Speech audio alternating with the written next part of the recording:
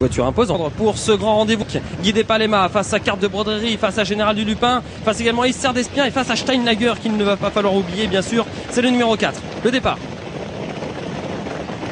Et c'est parti donc pour ce Grand Prix d'Oslo 2005 avec un très bon départ pour Isser d'Espien qui va tout de suite se propulser au commandement avec également Steinlager avec à l'extérieur Guidé Palema. Faute de Général du Lupin qui a perdu le contact au départ. Carte de Broderie est parvenu à sortir de son dos. Général du Lupin se retrouve à l'arrière-garde. Le départ est toujours primordial dans ce genre de grandes épreuves et la tête et la corde pour Steinlager. Et là aussi c'est très important. À son extérieur c'est Isser d'Espien. Il est capable d'aller à l'extérieur de ses champions. Guidé Palema est tout près. Il est pour le moment quatrième. On essaie de venir un petit peu plus loin avec Örjan Kihlström. Il est au sulky du numéro 3, Giant Diablo. Il est 5e alors que les autres Français sont plutôt à l'arrière-garde, c'est-à-dire Général du Lupin, mais également Carte de Broderie.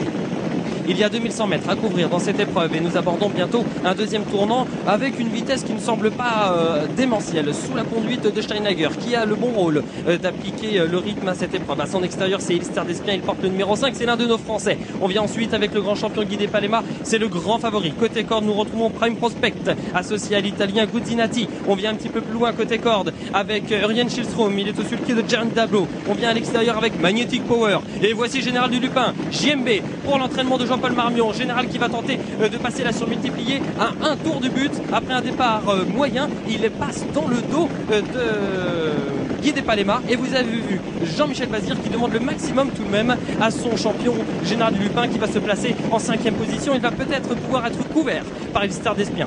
Nous sommes dans le 3e virage avec Steinlager qui est la tête à la corde où attention il sera difficile à déloger même si à son extérieur nous retrouvons le crack Guidé Palema. Le numéro 2 Prime Prospect a un super parcours. On vient ensuite avec Isser d'Espien, on vient avec Örjan Kihlström, c'est Giant Diablo, attention à elle. On vient ensuite également avec à l'extérieur Général du Lupin mais qui après cet effort semble avoir un petit peu de mal à soutenir la comparaison. À l'arrière-garde nous retrouvons toujours l'autre Français, Carte de Broderie. Le dernier virage se profile à l'horizon pour les champions avec toujours côté corde Steinlager qui semble avoir les choses bien en main mais à son extérieur nous retrouvons le favori, le champion Guidé Palema associé à Åke Svanstedt qui va certainement lui tenir tête dans le dernier virage. Nous retrouvons également Isser d'Espien mais qui se montre fautif à cet instant et Prime Prospect. Ce sera difficile pour les Français. À l'entrée de la ligne droite nous retrouvons Steinlager face à Guidé Palema. La 3e place tout de suite pour Prime Prospect qui va tenter de prendre peut-être une meilleure place car il finit vite après avoir très longtemps attendu dans le siège des animateurs. Örjan Kihlström finit bien également avec Giant Diablo mais c'est Steinlager fort de sa pole position qui file au poteau. La 2e place pour le numéro 2 Prime Prospect et côté corde c'est Örjan Kihlström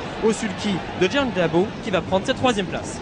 Merci Fabien, 4, 2 et 3 pour l'arrivée chiffrée du Grand Prix d'Oslo 2005 avec les 3 Français malheureusement qui ont été battus. Le numéro 4 Steinlager qui s'impose, 2e place pour le numéro 2 Prime Prospect et la 3e place côté corde pour le numéro 3 Giant Diablo. Voilà donc pour l'arrivée de ce Grand Prix d'Oslo, un groupe 1 qui se disputait donc en Scandinavie, 4, 2 et 3.